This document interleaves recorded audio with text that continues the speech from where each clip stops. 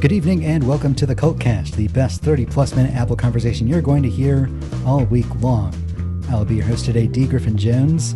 Joining me today, he had some kind of dart match competition final last night. I'm not entirely sure what, but I would genuinely like to know how he did. Our managing editor, Lewis Wallace.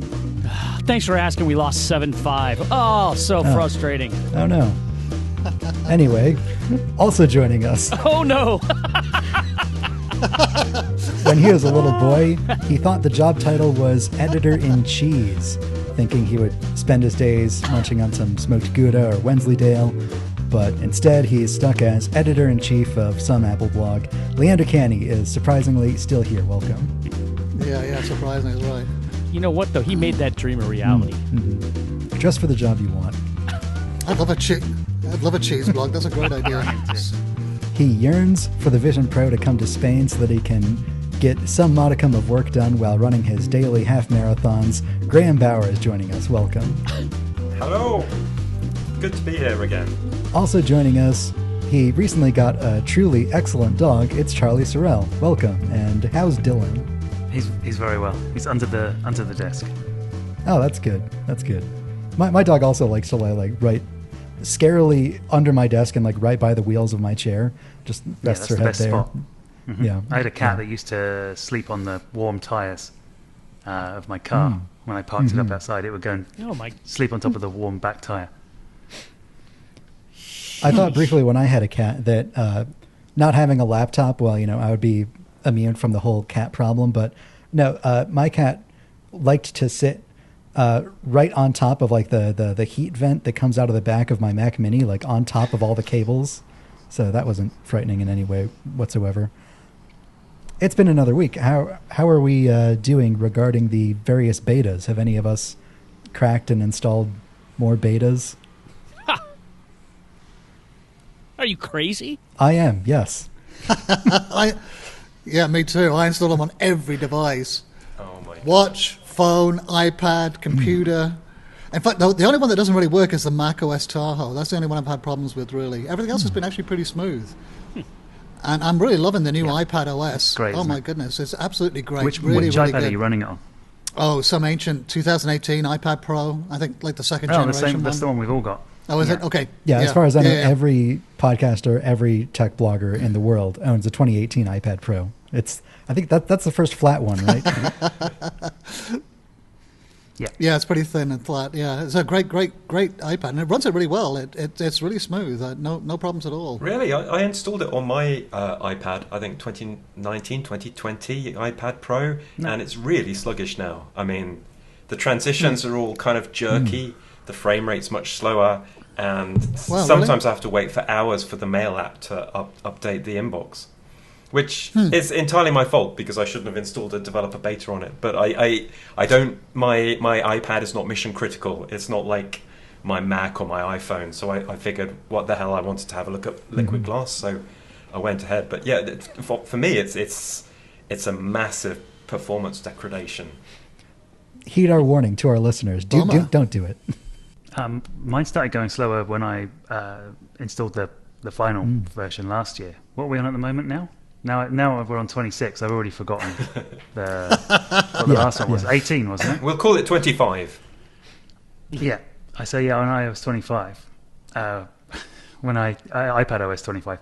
Yeah, mine's been going slowly ever since I put that on. Not slowly, but not as good as it was. It was the first time it's ever felt like, not super capable. I just had this thought today. This is the second time that Mac OS has dodged the number 16.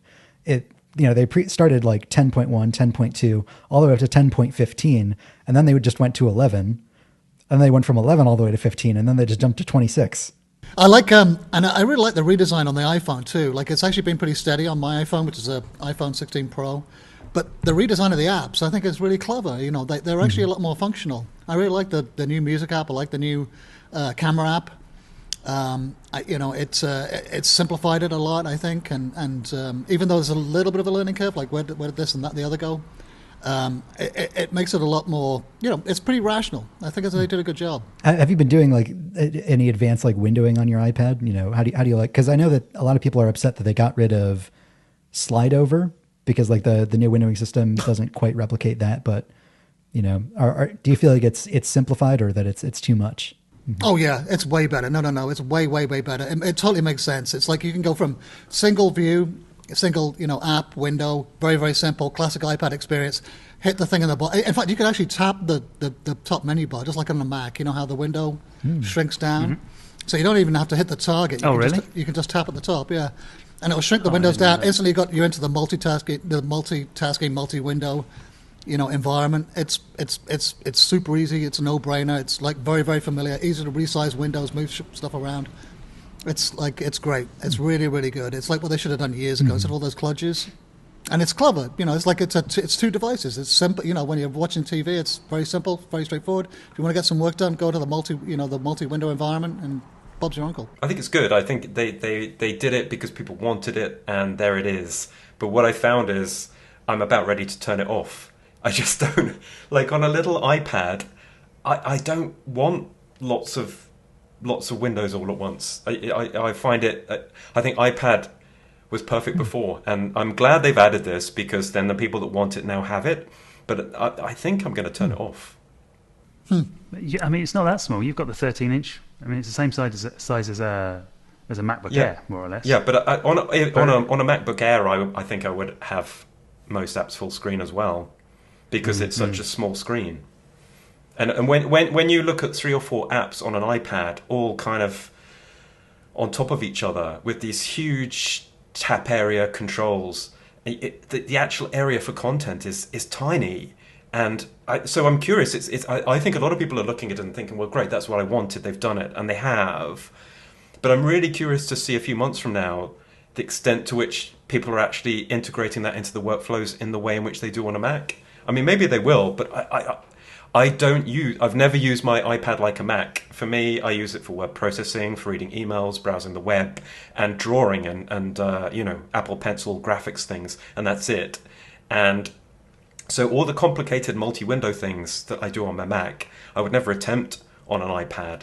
I can only hope, actually, that they're going to do a gigantic iPad now, and that's what this multi-window thing is about. I would love to have like a 21-inch iPad Pro, and I think then maybe this kind of windowing system would come into its own.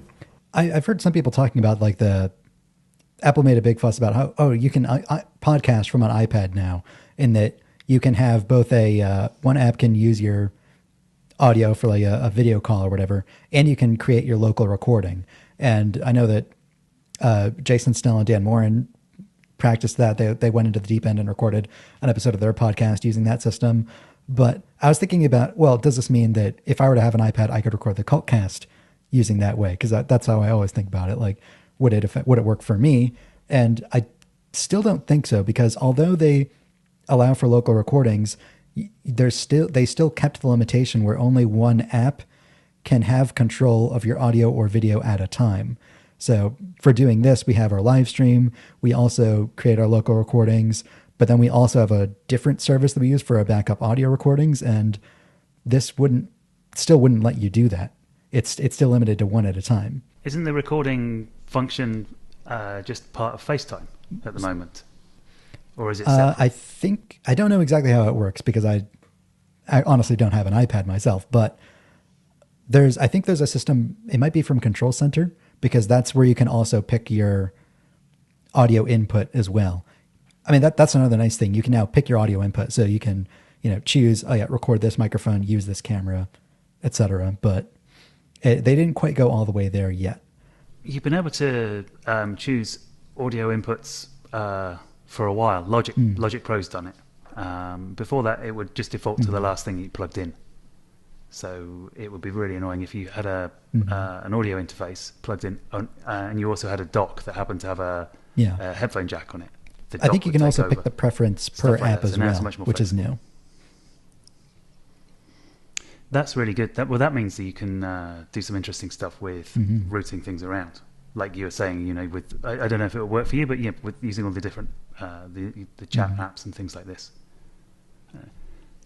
There's a few things in there that I don't like about the new interface. One of them is that you can't do the 4 or 5 finger swipe to switch between apps anymore. Oh, really? I was talking to Graham about this earlier, and He says there's not a way of doing it, and I disagree. I say you could have that, and what it could be is like it can invoke Command Tab, because Command Tab still works. And then there was another thing. Oh yeah, the slide over, like you mentioned. I have an app for collecting YouTube videos that I want to watch later, and I'd usually just slide that out and drag the video into it, and now I can't do it. I have to go off and find it, and I didn't realise how useful slide over was until I couldn't use it anymore. I just imagine the engineers at Apple having moved heaven and earth to create a Mac-like multi-windowing experience for the iPad, and now hearing all these users wanting all the stuff from the there's a lot of eye rolling going on in Cupertino right now, I reckon. Right. Well, it's their own fault for changing it every few years. If they'd got it right in the first place, then they wouldn't have had to put all these extras in. You just want I it can all. imagine like a solution for slide over. Like, Yeah. really the good thing about it is that you have one window that's floating on top of another window, no matter what, even if the other window is the active window. So they could, and they already have the system for like, what do you call it? Like picture-in-picture videos and YouTube videos. And that kind of does the same thing, but like only with a live video feed. Maybe they could do something like that with app windows, like a menu that you pick from the window menu that says, float on top. And then that would kind of give you the same functionality back, right? Yeah, well, you could, if I could drag a link down to an app in the dock and just drop it on the app like you can on the Mac, then that would be fine true. as well. That's true. For my particular, for this particular use. Well, let's get into our news stories. But before we do that, we would like to thank our sponsor of this episode, Factor. Summer is here, more sun, more light, allegedly. In other parts of the country, I'll take their word for it. It has not hit Ohio yet. It was incredibly rainy last night. We actually got a tornado warning.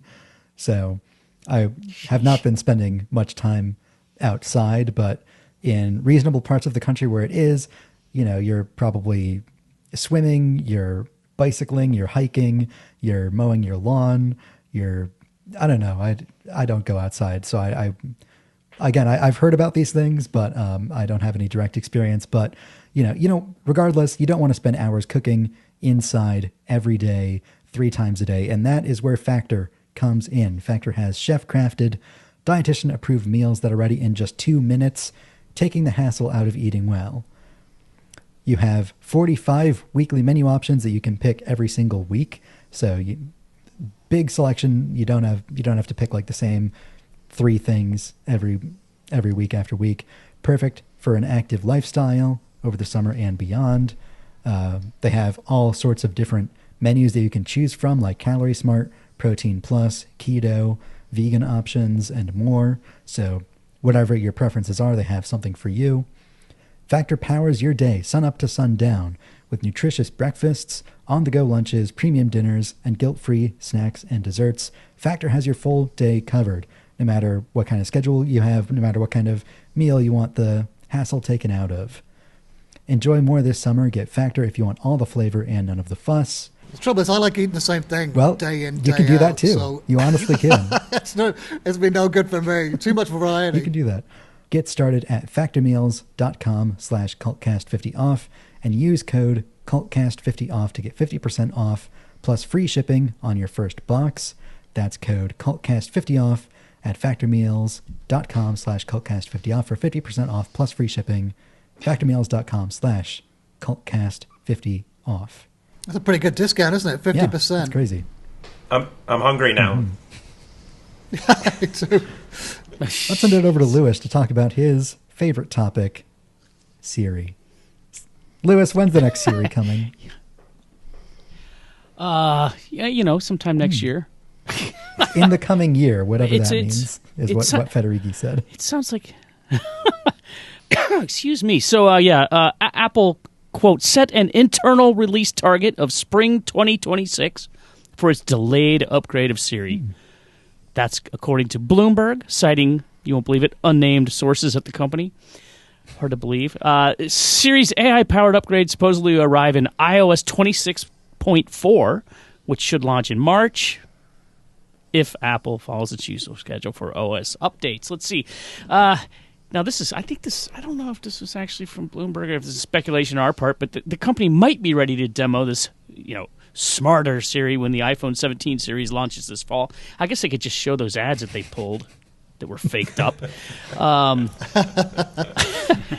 But, Apple's being a little bit cautious after heavily hyping that Siri AI upgrade last year and then, having a very public inability to deliver.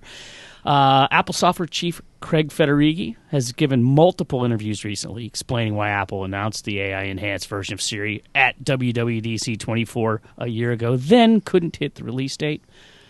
Supposedly they were overly optimistic about how much they could accomplish with the first version of this AI Siri architecture. Apple engineers had an early version of it functioning last June, thought they could improve it to the point where it would be ready for customers in a few months.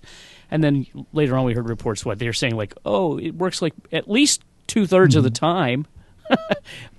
What a great and useful helper that would be. And anyway, at least they had the brains to realize that they had to move to version 2 of this AI kind of architecture because the first one was never going to be good enough. Now they've got, 9 months?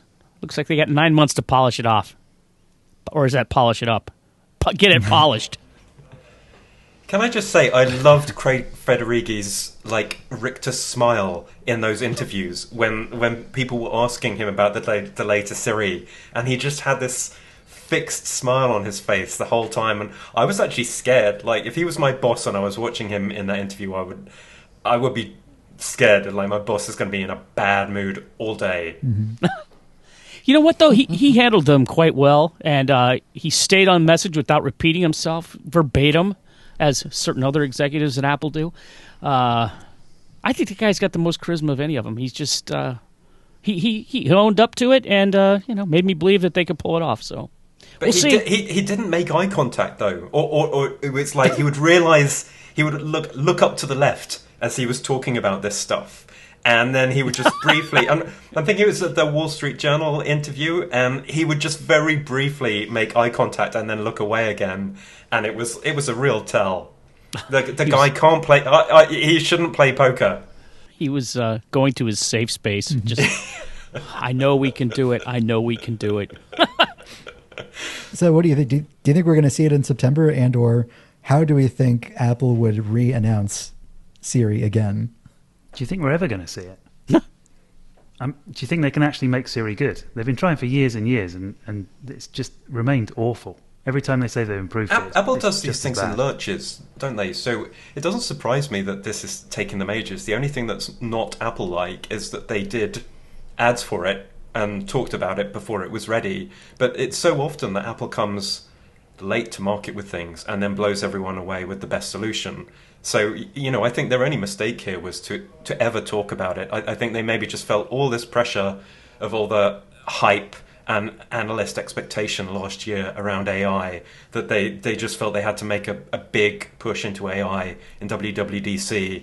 And that was a mistake. They should have just stuck to the Apple line of not talking about unannounced products and kept stum until it was ready. I mean, so often things that we grumble about, like years ago when Samsung was making big phones and Apple still had the tiny iPhone 5 and everyone wanted like big phones, and Apple was like 2 years late to the whole big phone thing, but then they shipped it and that was that, and no one thought about it again. And I kind of think the same thing will happen with Siri, but I do think it's non-trivial, because the difference, if you ask ChatGPT something, ChatGPT just gives you its opinion, and it might be right, it might be wrong. It's often very useful, but that's that. The difference is that Siri is connected to everything on your phone, and if it does something wrong, you're going to be the one that pays the price. So Apple actually has to be much more careful with Siri than these chatbots, because it's hooked into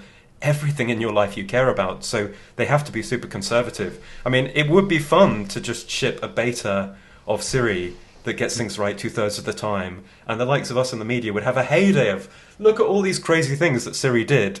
But if it's like, look, Siri deleted all my contacts, hilarious. Look, Siri emailed the last 100 private photos to my parents. It's like, it's not the same thing at all. That Apple has actually got a much bigger challenge here, and I think that's there's a false equivalence that I see in the media where it's like, well, ChatGPT can do this, and it's like, sure, but ChatGPT isn't hardwired into everything on your phone. Well, let's move on and talk about other Apple Intelligence features that they announced at WWDC. We didn't have time to go over these last week, but we do have a few interesting tidbits. What they announced is the on-device foundation model is now being given a great API that any developer can use. So they talked about this a little bit in the platform State of the Union. The API is incredibly simple to use. Like they said, that basically with 3 lines of code, you can prompt the model and get a response. And the great thing is that the on-device model can be prompted directly. You can write whatever you want there. A lot of people are thinking, well, maybe they'll lock it off so that you only have a few endpoints to like get a summarization feature or a translation feature or this or that. But no, it's really open-ended, much more so than people were expecting. So in theory, while Apple refuses to build a LLM chatbot thing, nothing's stopping like any third-party developer. In fact, I think there are already a few like examples of this on GitHub that are basically just like a thin wrapper around the APIs that Apple gave you, where it's like, all right, type anything into this checkbox and then into this text box, and then we'll give you the chatbot answer that Apple Foundation will give you, just like ChatGPT. And you also don't even have to be a developer to do this, because there's also a Siri shortcut that you can build for this exact thing. So I built one that's basically just called Ask Apple Intelligence. In the Siri shortcut version that you can build as a user, you can actually pick between using the on-device model or private cloud compute or ChatGPT. So you can get the full power of like the cloud model that developers don't have access to, because it's a more personal thing that you're just running on your own. So I built a little shortcut where you can type in a question, get a response, and then it can save it to a note, or you copy it to a clipboard so that it's not lost forever, and you can keep track of these things. And the neat thing is the answers that it gets, and like the few questions that I throw at it to play with it, the answers aren't terribly remarkable if you've used ChatGPT before. But I think the fact that the answers are kind of generic is remarkable in itself, because again, this is running on device, or this is something that you can use as a user entirely for free from inside a shortcut. If you're into AI, that could be a really big thing for you. I think this is really exciting for developers as well. I work on a fitness app that I've been developing for years, and I'm working on a new version of it at the moment. And for example, one of the issues that I have is when someone saves a workout, and I do like strength training workouts. So, if someone's had a chest day and they've done bench press and they've done a whole bunch of chest exercises, and then when you finish the workout, you kind of want a name for the workout and a summary to say what they did. And it's quite hard to come up with a short, pithy summary. But now I can pass that on to Apple's on-device model, and it can summarize the workout with a title and a one-sentence summary of what that workout was. And that's free. Before this, you would have to pay ChatGPT or someone if you wanted that kind of summarization in your app. And it's amazing the way that Apple have done this. It works with Swift so that it can see all the data structures in your app and interact with them. And so I think the stuff that developers are going to do with this is really cool and exciting. And this is I don't know that anyone else is exactly doing this. So this is an area of AI that Apple's really kind of taking the lead on. That's another great thing about their APIs, because they always return like properly formed JSON if you want it, or it can return an answer that's already formatted to work within the code of your app, like in Swift Data. Or I'm a pretty amateurish developer, and you don't have to like parse or reformat its response. It's quick, it's instant, and the other thing is, because it's on device, you don't have to worry about monetizing your app, which means free and open source apps can add AI features, because they don't have to worry about raising thousands of dollars to pay like an API fee to Anthropic or OpenAI. I saw a lot of developers on socials getting really excited about this, saying it's going to open up a ton of possibilities. It's a pretty amazing resource for them. I think this is playing to Apple's exact strength, because yes, they don't have a good Siri. I mean, Smarter Siri is what I think, honestly, people wanted the most out of Apple's entrance into AI. That's really kind of like the only thing that people really wanted. But this opening up their foundation model to developers is maybe the most impactful thing, because it's playing to Apple's strength as the owner of the platform. They can provide you the tools that like every app developer can use. And, developers can access these powerful features that strengthen the iPhone as a platform over Android, because I don't know what the situation is on the Android side of things, but, I haven't seen thousands of people get this excited over whatever, Google announced APIs at Google I/O the week before. I think that will be the issue, because it's dependent on Apple and Apple devices. Then for big developers that do cross-platform apps, then they don't want a different experience for their Android users versus their iPhone users. So they're less likely to use this. I think where this is going to be huge is with the indie developers who absolutely love Apple technology and want to kind of build great Apple apps. And so that's what I'm excited to see, like those indie devs and who are just have always championed Apple apps, and this gives them something exciting and new to play with, and I think that they're going to do really imaginative things with it. I think it's similar to what Apple's always done with their various kits and things like this, where they make it easy. They have a bunch of tools and they make it easy for the developers to just drop them into their apps. That core audio, these kinds of things. Right. Yeah. And it gets to the root of like what AI actually is, and that it's just a new software technology, just like object-oriented programming, just like Unix, just like the Unix file system. Like, this is just a new tool that developers can use, and it's bringing that to everybody. And whereas a lot of AI is just tied up in VC funded capitalism and every company that thinks they're going to change the world and invent the next humanity, which is kind of ridiculous. But this is playing to Apple's strengths. Can you give us an example of what you used it for? Like what kind of questions you asked of this thing? Yeah. And what kind of results it gave you? I had asked it a question: what's a simple pasta sauce I can make to go with fried chicken, spinach, and broccoli? And gave me a bunch of basic instructions there, which again isn't terribly remarkable. Like ChatGPT can do that, but it generated this instantly on my device, and I also didn't contribute to OpenAI. Were the recipes any good? Yeah. Did it tell you to put glue on your pizza? It did not. Right. Yeah. I also asked it, what's the best Apple keyboard ever made? And it gave two responses. I ran this both on the on-device model and the private cloud compute model, and the on-device model hallucinated a few model numbers. Really? Yeah, it did. How could it do that? Maybe it's a future one. Oh, wow. This sounds great. It invented like an iPad keyboard that didn't exist. But again, as a user... Maybe it's insider knowledge. Maybe it's going to exist. Maybe. Right. That's the only... I mean, how could they have... oh, my God. That would be great if their model had ingested confidential information by mistake. Imagine that. This is why LLMs are useless for this kind of general queries, because you don't know if they're telling the truth, and even if they are, I don't know. Well, you don't trust it. You can't really. You have to go and verify it anyway. I think it's far more useful for the stuff you're saying, like in shortcuts. If it could, you could say, okay, take my just write in plain language. Take my emails, any that come from here. I don't know.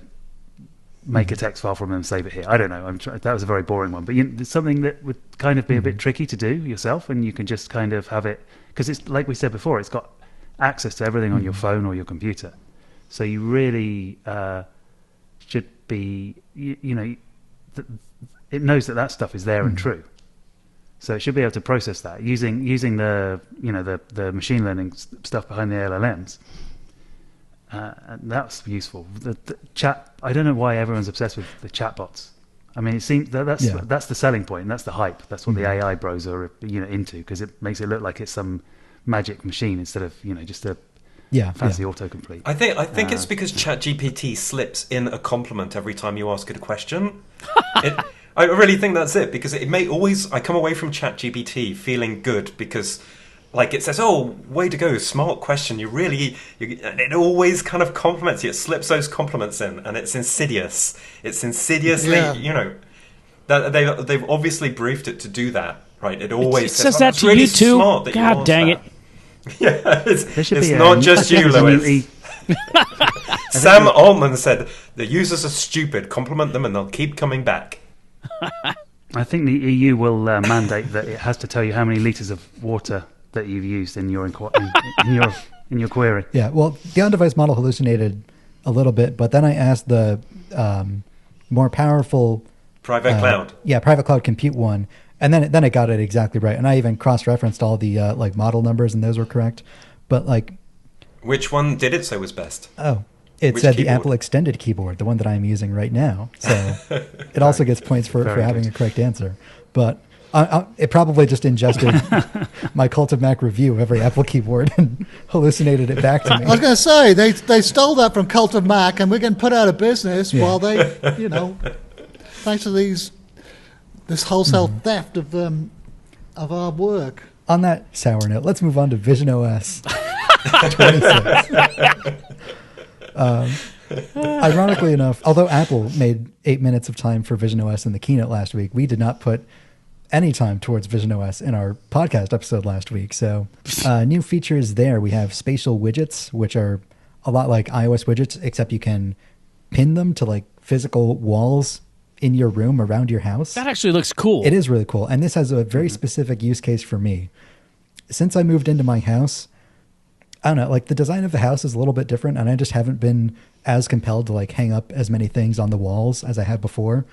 So, I mean, on one hand, I just actually have more free wall space to pin widgets around. Like I have a big weather widget right by the front door, a music widget that I put sitting on my TV because like, well, when I'm wearing the Vision Pro, I'm not watching the TV, so I'll just sit that there. But I also don't really know where I want to hang this like big clock that I have. But, I can try out different positions in visionOS because I have the clock widget. So I've been moving that around to, gauge that. They're really cool, and they're persistent. Like even after you reboot the Vision Pro and put it back on, they'll still be there. They're perfectly anchored, just like everything else. So those are pretty neat. They have the new spatial personas. So it once again asks you to like, take the Vision Pro off and point it at you and scan your face. And I have to say, I think these new spatial personas have crawled their way back out on the other side of the uncanny valley. Because my new spatial persona no longer looks like a sickly Irish boy. It looks like me. But that's you. So you're saying it's less realistic now? I'll take that remark. I'm kidding. You're looking particularly fine today. They look really good. Did it get your hair? What about the hair? It did get my hair, and you have much more like options for like customizing your glasses and all that than before. They look really good. It's a shame. Lander, you still have your Vision Pro, but I think it's been like collecting dust. I don't have anybody to have a spatial video call with, but I'm looking forward to the possibility. Wire me $3,500 and I'll get one, and we can have a spatial call. Lander, when is the last time you've touched your Vision Pro? Oh dear, here you go. Well, I don't think this is a topic we want to get into really in public.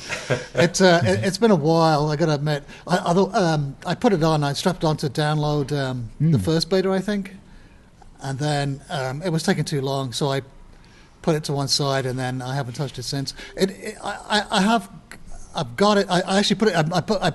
It was in a box, kind of on a shelf, and so I put it into a more prominent position now, so that I can to encourage myself to use it a little more On a lower shelf.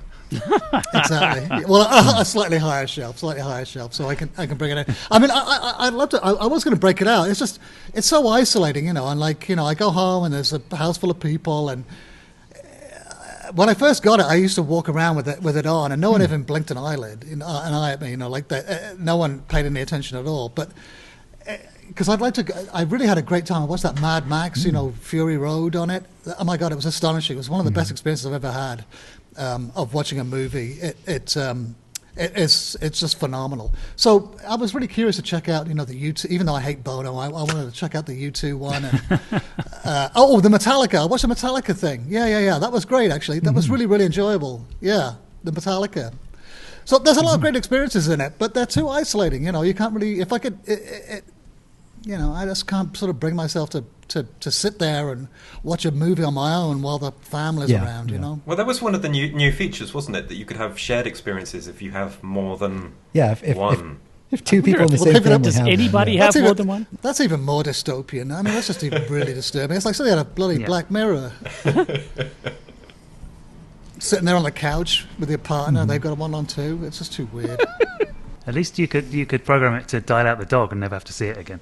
Yeah, right. Well, there's a use case. Yeah, I'd take that in a minute. There's also the look to scroll gesture, and I played around with this. It doesn't completely replace the whole tap your fingers and flick your wrist to scroll, but it is really nice in Safari where you're reading an article and it just slowly scrolls for you.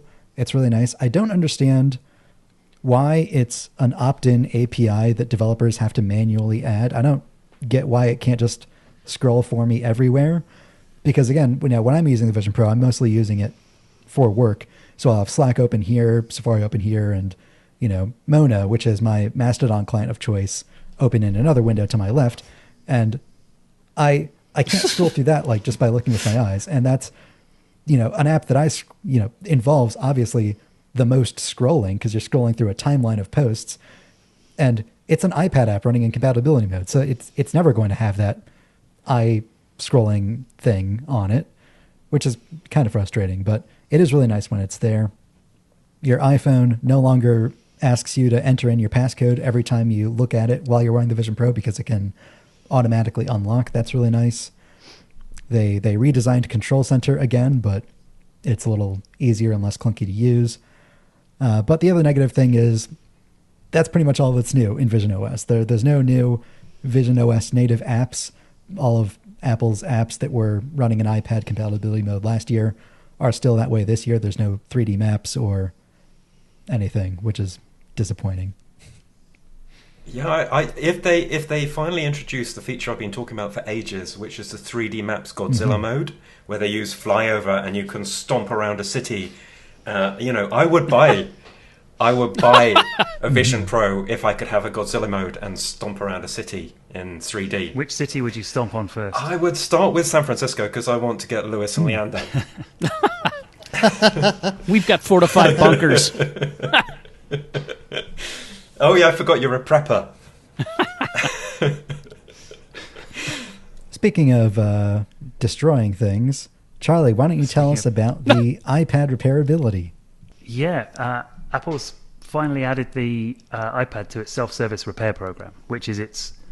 so over the last few years, Apple's been putting together spare parts, repair documentation and how-tos, how to fix a bit like so I write this. The article we're talking about here is one I wrote for iFixit. So if you're familiar with iFixit guides, like step-by-step guides to very good. all kinds of things. Yeah. So this is Apple's version, and theirs is slightly different, as we'll get to. But, actually, iFixit. I only look at those repair guides now just to see how many because there's so many steps. I'm like, okay, forget it. I'm not going to be doing that. Often you get steps for each screw if there's different kinds of screws. So it can look like you've got a lot more steps than are there. But usually just look at the top and see how many hours it takes. And use it as a tool to justify paying for Apple's repair prices. Yeah, Apple's repair prices. Oh, I love to fix things though. I get so much satisfaction out of fixing something. Yeah, you don't like great. that, Lewis? Hell no. I can't think of anything I would less want to do than cut open an iPad. Well, that's the thing. The iPad. So they've done this for the iPhone and the Mac, and I think. Well, I don't know what else has gone in there, but the iPad is their last computer that they've So now all of their computers are on their self-service repair program, and that's probably because it's the hardest thing to repair. It's just an absolute nightmare. Has anyone opened up an iPad? Thank God, no. Well, Okay, not intentionally. Yeah.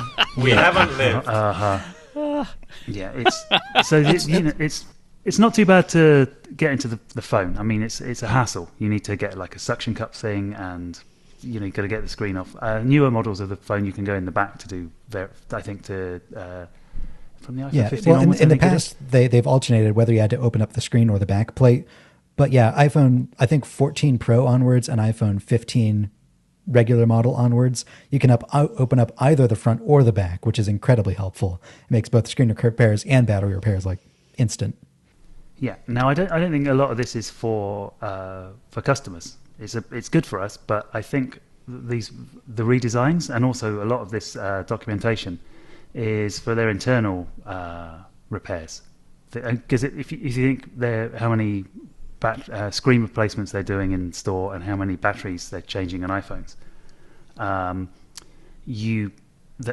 if it takes like half a day to do one of those things, it's a major hassle. So if you can just nip in the back and swap the battery out on an iPhone, it's a lot quicker for them as well. But if you... Is that... So the Apple kind of admitted that the iPad was really terrible to repair without actually saying anything. So they announced this on May 29th and had, which I think was a Wednesday, had a big press release, and all of the usual outlets wrote about how good it was, that the iPad was there and you can repair it now. And they said but the link that they put to the actual resources didn't go live until the next day. So none of the people writing up that story would be able to check and look at the repairs and see how ridiculously difficult they are. If you're replacing a broken screen, then your screen's already broken. But if you're doing anything else, it's really likely you're going to crack that screen at some point. If you want to change the battery, you should probably have a spare screen on hand just in case. And Apple has all of this crazy equipment that you can use. Whereas, the iFixit guide, there's an anti-clamp or something like that. I can't remember. It's like a suction thing with a spring in it. So it actually, but the spring opens it. So you put the suction cup on the screen, and it pulls the screen up for you, and then you can concentrate on heating the glue around the edges with a hairdryer or whatever you've got. Apple has this massive jig that you put your iPad into, different ones for different sizes, and then that goes into another device, and then that goes into another device, and each one of these, one of these things costs, I don't know, like $1,450. That's the heated display pocket that just heats the glue up. So this is not stuff you can buy it. You can buy it if you want. But anyway, the iPad's terrible to repair, but at least Apple shows you how to do it, the proper way of doing it. Do you think are they repairable generally by home? If you're a bit handy, could you probably do it with a hairdryer and some? Yeah, I mean you can do it with a hairdryer. I did when I changed the screen on a phone last time. I just made a hot water bottle and sat it on that. That worked as well. Yeah, it just heats it. Yeah, I mean you don't leave it on there for too long. And if you're changing the screen, you don't care if you're breaking the old one. But yeah, that works. The hot water bottle does a trick. iFixit has a kind of a thing that you stick in the microwave. It's effectively a hot water bottle. It's like like a sausage with some kind of gel in it. A neoprene. Well, everyone's got those freezer packets, right? The hot, cold, the icy hot, whatever they are. Yeah, that kind of thing. Things. Yeah, if you heat one of those up in the microwave, you could probably use that, right? Yeah, why don't you heat one up and tell us what happens? I'll give it a try. I'll give it a shot. Although I just tried to repair my Garmin bike computer, and like you said, it was like a battery replacement. I ended up breaking the screen too. So this has turned into a nightmare. That's the trouble. I mean, when some stuff is designed to be able to get into it, and it's easy to. It's all screwed up, and you don't have a battery hatch on like we used to have. But yeah, you just have to undo a few screws, and then you're in, and you can do the stuff you need to do. And it's getting better and better. I mean, a lot of companies, even Lenovo's ThinkPads are now way more repairable. They're really good. You can change most things in them. You can even change the ports, like the USB port. If it breaks, you can stick a new one in. But yeah. Well, there was a debate about this last year because I think who was it? John Turnus gave an interview when they were talking about repairability versus durability. Mm-hmm. And that for all the complaining that iFixit and other sort of right to repair activists make about repairability, consumers really want durability.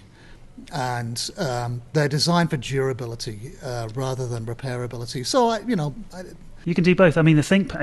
If you've ever picked up a ThinkPad, that thing makes a MacBook. Well, I mean, I was going to say it makes the MacBook like something weak, but it doesn't at all.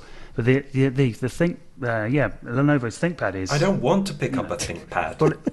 No, but what I'm saying is, and fondle its little red nipple.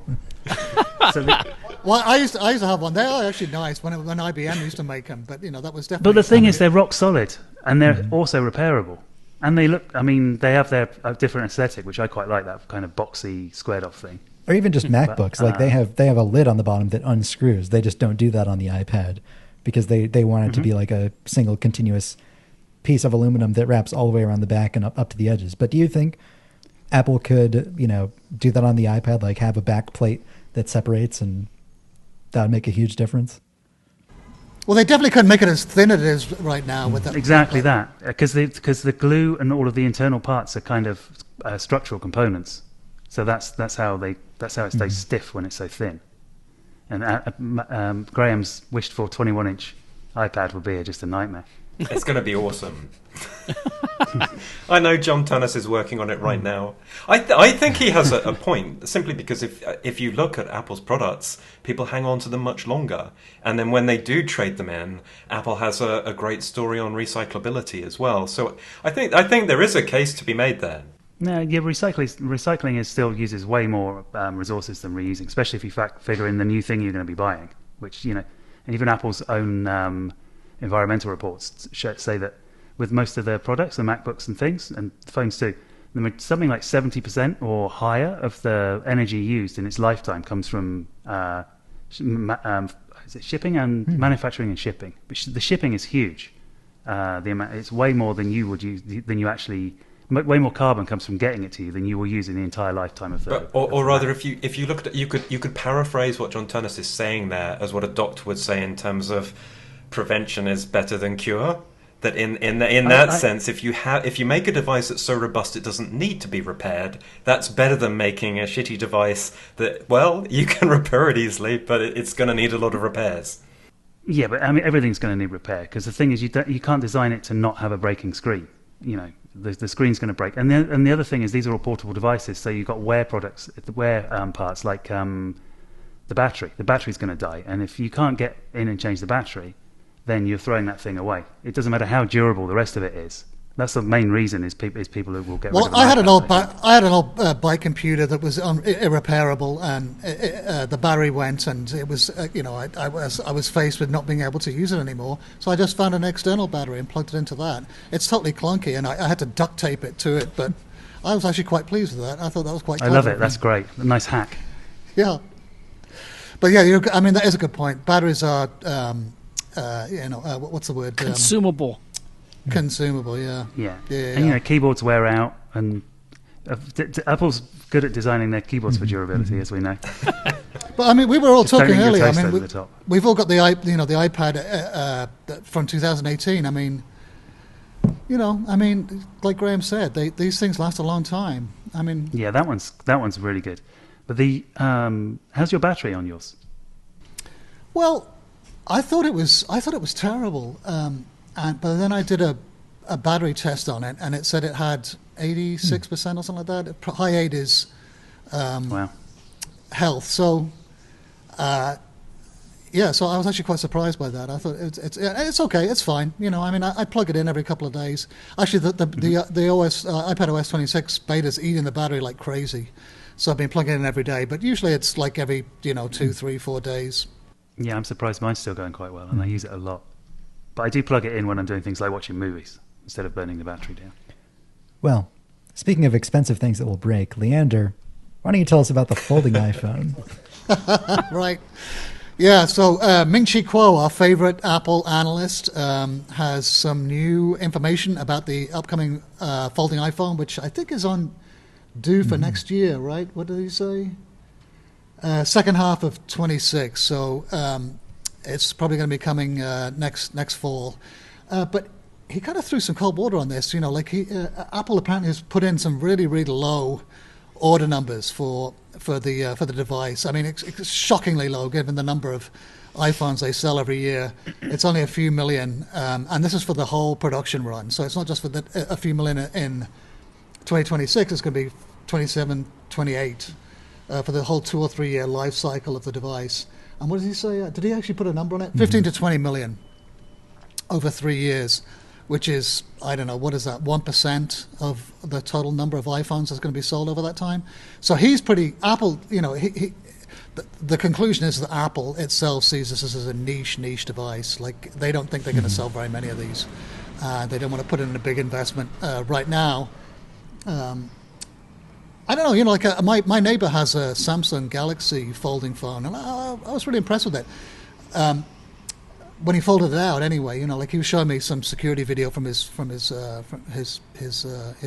security system, and it was pretty impressive to see the screen fold out. You couldn't really see the crease. It worked beautifully, but then he folded it up, and it's like a, it's like the worst dad wallet you've ever seen. It's like a big fat. Yeah.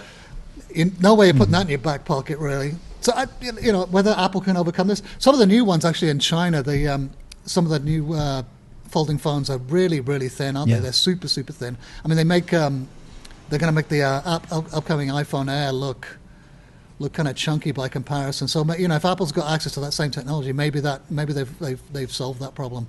Maybe it won't be so thin after all. And it's so Huawei has one that folds twice, and they basically have it as thin as the USB-C port around it. Like, the display is just like razor thin above it, and there's like a thin little metal frame below it, but it's basically as thin as a USB-C port, but it folds out twice, like 3 times. So it's 3 times as thick folded up. But even then, it's only like barely thicker than like a regular, Pro Max iPhone. But 15 to 20 million foldable iPhones isn't that many iPhones.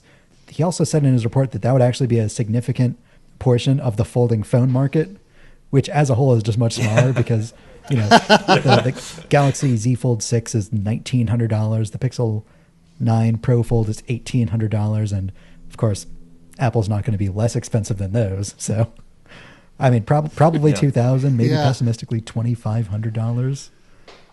Jeez, for a phone, it's crazy. I find this story really far-fetched. Like, Apple's already got the Vision Pro on its hands in terms of a low demand, high investment type product, and it's doing that for strategic reasons. It sees virtual reality, augmented reality, spatial computing as the future, and so it has a reason to do that. But this, it's like, why would you do this? I feel like it sort of, if you put this in at the top tier above all your premium iPhones, it devalues them. I think then it's kind of, no longer, if you buy an iPhone Pro, you no longer have the best one. So to me, it creates a negative vibe in the lineup. And to create something which hardly anyone is going to buy, there's limited utility to, and a massive overhead to maintain the software for. Because everything, for Apple and third-party developers, you have to then think about this folding dynamic. And isn't this going to be the first, though, there's probably going to be a family of devices, like your 21-inch iPad. I mean, I'll bet that folds, too. Well, if they see it as a strategic product, like the Vision Pro, then I could see it. But I do see a future, for sure, for spatial computing. Folding computing, I don't know. When the first folding phones came out, I remember analysts saying, oh my gosh, Apple's screwed up because they don't have a folding iPhone. And all these years later, it doesn't matter. Apple has not suffered one jot for not having a folding iPhone, for staying out all this time.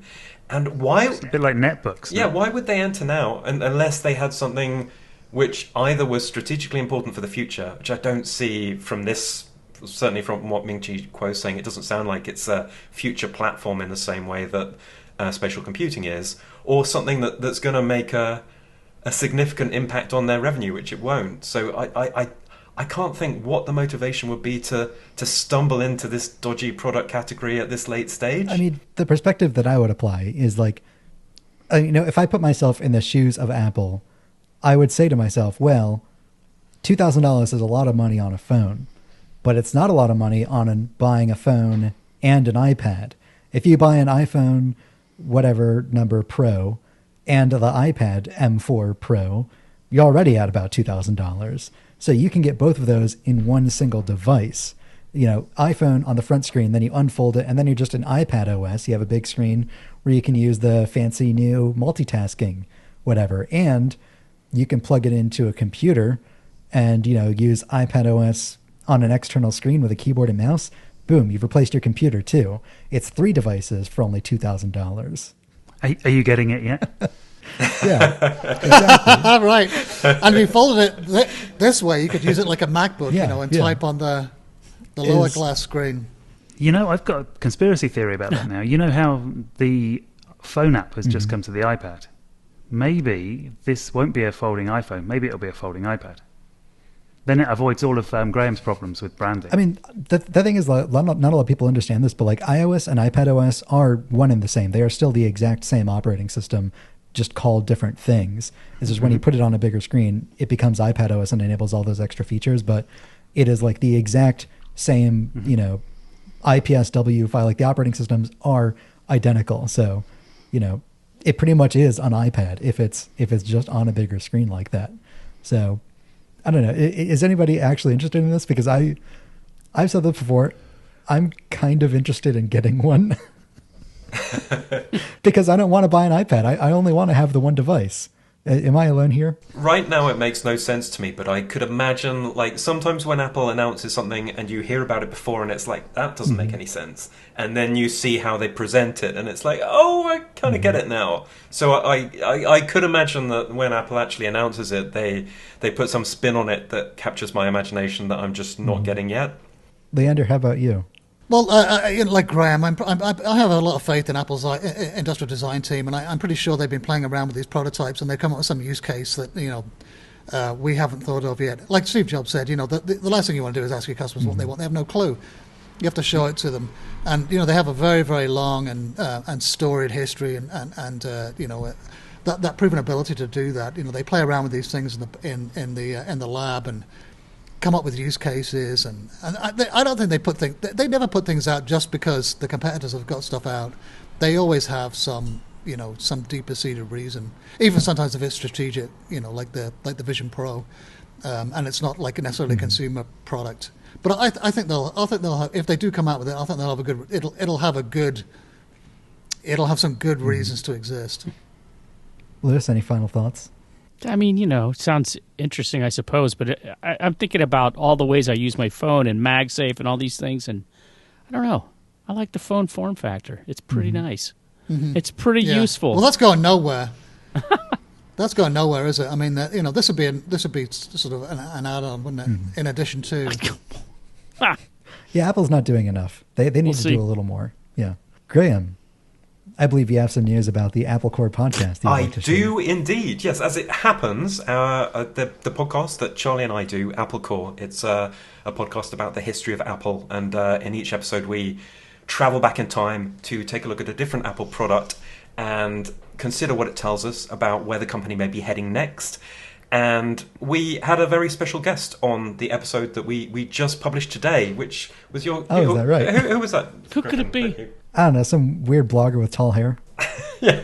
That's so, right. So yeah, our episode just published today on the Apple Core podcast. You can get it via applecorepod.com, featuring the stunningly handsome and not at all Irish sickly gentleman that I referred to earlier, D. Griffin Jones.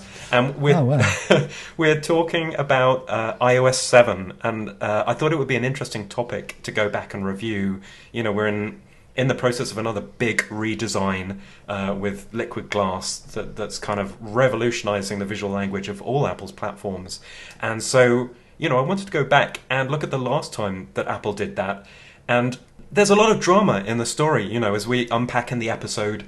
This was a time when Steve Jobs had passed away 2 years prior, and there was a bit of a boardroom battle between Scott Forstall and Johnny Ive, really over the heart and soul of the company, and Scott Forstall championing the skeuomorphism that he and Steve Jobs had favoured in iOS and in macOS for so many years.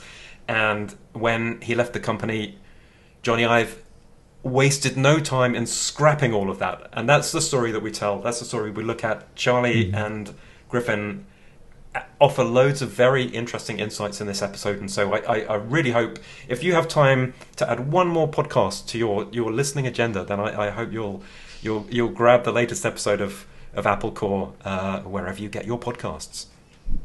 I'd go on further. I'd say whatever podcast you listen to least, knock it off your list and add ours instead. Exactly that. I mean, it's not a weekly podcast. It's not an incredible burden. You know, you target like what, around once a month. So you know, you can get an hour once a month and learn something fun and new every time. This is like just such a passion project for us, and each episode is an hour. We keep it like crisp and sharp. I spend literally 18 hours editing each episode to just kind of take out the flack and take out every time we say or kinda or you know. I even edit all of that out to just give the optimal listening experience. And there's also, if you go back in our back catalogue, you'll find we've got an interview with Leander as well, where he tells us all about the many books about Apple that he's written over the years. So that's another episode. Really good episode. Yeah, you should definitely check that out. Leander reveals. And I know about that. Leander tells all in that Thank episode, you. so it's well worth a listen. And the only R-rated episode of Apple Core. Oh, is it? Of course. Okay, sorry about that. Speaking of what's coming next, let's talk about iOS 26, the hidden features that Apple didn't talk about last week. These betas are out. A lot of people are discovering things. There's a lot to find here, so I figured we'll just sort of go through this round robin style, but I'll kick us off. The Passwords app has one really great new feature this time around, password history. I don't know if this has ever happened to you, but you gotta like create an account online. It suggests the password. Sure, you autofill that. Then it says, fill in one of these security questions. You type in your answer to the security question, and then Passwords thinks that that's your new password, and it overwrites the old one. Well, now you can go back and figure out what your password actually was. Really handy. That's exactly what that's for. I never want to save password because I just really worry that it's going to save the wrong thing, and then I'll lose the password and get locked out for sure. This is the only one I was really excited about, was the dirty lens warning. Yeah. It'll warn you if your lens all greasy, which mine always is. So that one seems really handy. I'd like to see that in action. Yeah, I haven't seen that yet. I haven't But seen it yet. cameras are getting bigger. People unintentionally rub their fingers all over the camera all the time. So it's weird that so this is like a warning that comes up, but it's only on the iPhone 15 and later. I don't know what's special about those. Like, what, did the other phones not get smudgy? When did they bring in the macro mode for the super close-up macro mode? Maybe it's something to do with that. Can't remember. Maybe. I don't know. Or maybe it's an AI thing. Jeez. I think I've got one that I like. The default snooze length can now be changed from 9 minutes. Anywhere between 1 and 15 minutes. It's always been 9 ever since the first iPhone. And Why 9? That's it. Why? Also, why can't it be more than 15? I feel like that's Tim Cook judging us. It's kind of Tim like, Cook. you can't have more than a 15-minute snooze. Get up. Yeah. I mean, Snooze. personally, I think like a 22-minute snooze is the perfect length. It gets you 2 minutes to like drift to sleep again, and then they say like 20 minutes is the ideal nap time. So I always set like a first alarm and then another one like 22 minutes later. That's funny. I set a you can't do 22-minute that. timer for a siesta if I just want to. Oh, wow. If I got other stuff to do for the same reason. And another trick is to drink an espresso just at the beginning, and the caffeine's kicking in just as you wake up. Oh, okay. That is a pro tip. A pro napping tip. Yeah, well, we're professional nappers here in Spain. I am stunned that you jumped right over the Notes app, finally letting you export notes in Markdown format. I thought, like, of all the things, like, that's something you would be excited about. Yeah, I thought that, Lewis. I thought that too. Charlie is going to nab the Markdown story. It's a total bait and Yeah, I switch. mean, it's neat. I think that's neat because with one hand they screw over John Gruber by taking away the talk show live, and the other hand they give it back to him by putting Markdown in the Notes app. Or it's only Markdown export though, right? It's not actually in the app, so still it's handy. Yeah. But John For when Gruber you said it decide. shouldn't be in the app. He agreed it should only be an export. Yeah, what does he know? He literally wrote the book. That's right. Yeah. What is he? This is a great little feature. For forever, in the Messages app, you could only copy the entire body of a text message, like the entire thing all Yeah. at once, which is really annoying if all you Right. need is to like select a piece to copy or translate or look something up. But now when you long press on a message, there's a new menu option there, select, which you can then use to select a specific portion, which is, it's one of those little features that you'll notice over time. I will use Which is that pretty all the great. time. Yeah. When I'm copying my receipts. Yeah, yeah. I've got another one that's not on this list. It's in the Files app. I just saw because the Files app's mentioned in this. It has little triangles to see subfolders in the list view. The Files app on the iPad.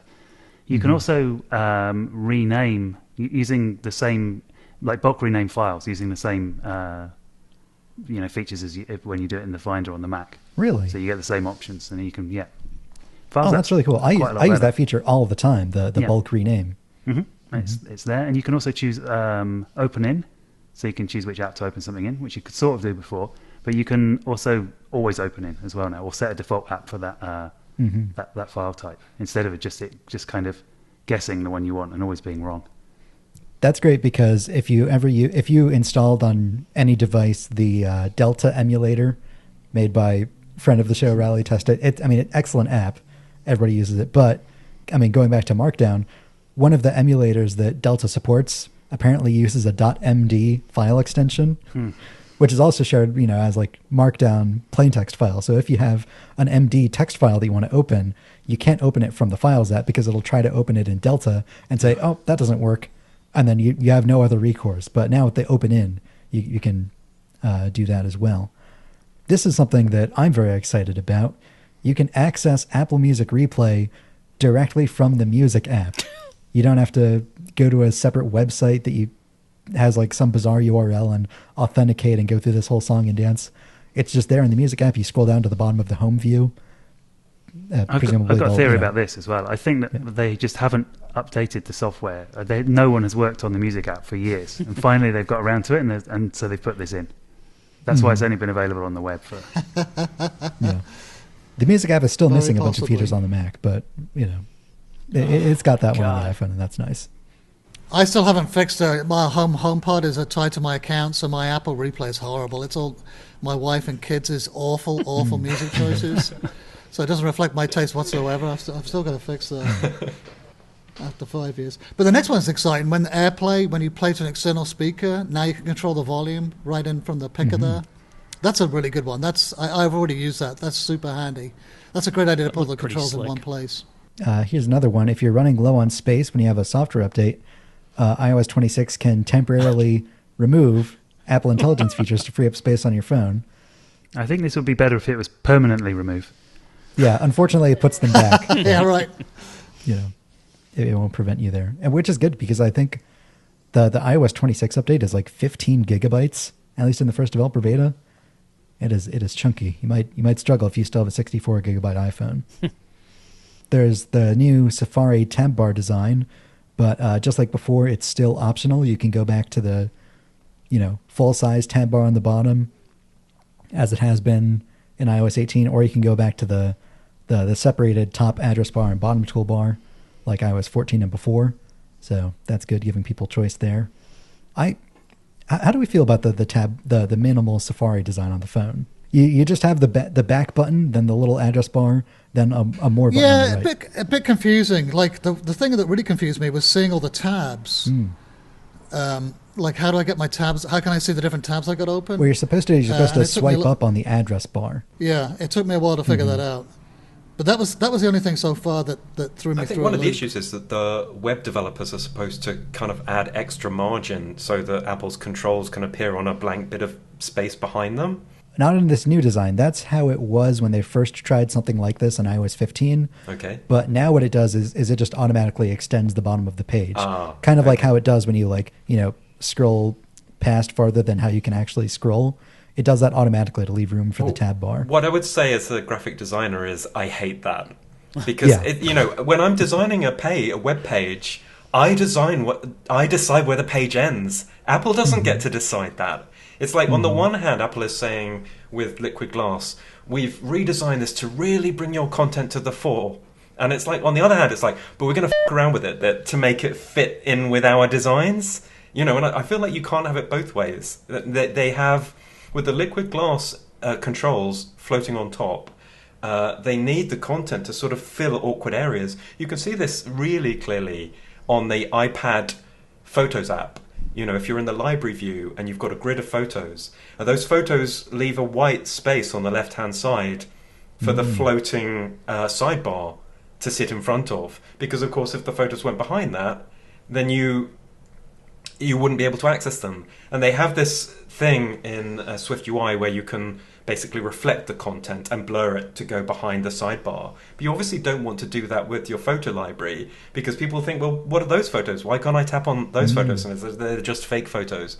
And so this is, to me, is a problem with liquid glass in general, and with the Safari implementation in particular, that if you have to extend content in a fake way or get web developers to add a bit of extra margin, then it's the tail wagging the dog. The content has to be adapted to work with their UI, and I'm sorry, Apple, your UI has to work with the content, and you simply cannot say, "Oh, we've come up with this amazing UI that respects content," when in fact it's the exact opposite. That's my end of rant. And I should say, caveat with it, this is a beta, so maybe Apple will fix these things. Have you filed any feedbacks? And follow-up question, have those feedbacks received any reply whatsoever? Well, the feedback with Apple, that's the round filing cabinet, isn't it? Oh, jeez.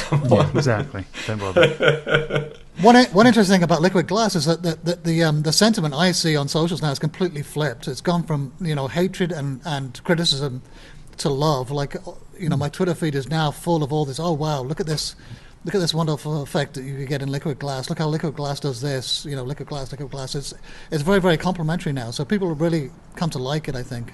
I do think it has potential. I think, and I like the look of lots of the elements. I think there's a way to go to fix it, but I think they might be on the right track here. I think, if anything, like the worst part about it is that it isn't everywhere, because, there are a lot of screens that don't have anything to reflect or make look cool or glassy. And it's going to make every third-party app that hasn't been updated to it stick out like a sore thumb. Like, I'm still running, Mona, NetNewsWire, Apollo. Like, none of those apps have been updated. I mean, Apollo's never going to be updated ever again, RIP. But, like, any old app that you have is still going to have, like, that, gray, blurry tab bar and title bar. And I'm just curious what the third-party story is going to be like. Is there going to be Facebook updated for Liquid Glass, or Snapchat, or Instagram?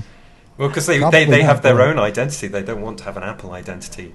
But, one of the things I thought was very telling in the State of the Union last week was when they introduced iOS 7, every developer had to scrabble to kind of update their app to work with iOS 7. And it was complicated because, lots of, again, it was this padding and margin issue. If you had like a list view and it went behind the tab bar, you needed to add extra margin at the bottom, or you wouldn't be able to reach the bottom elements of the list. So there was all this stuff that you had to fix.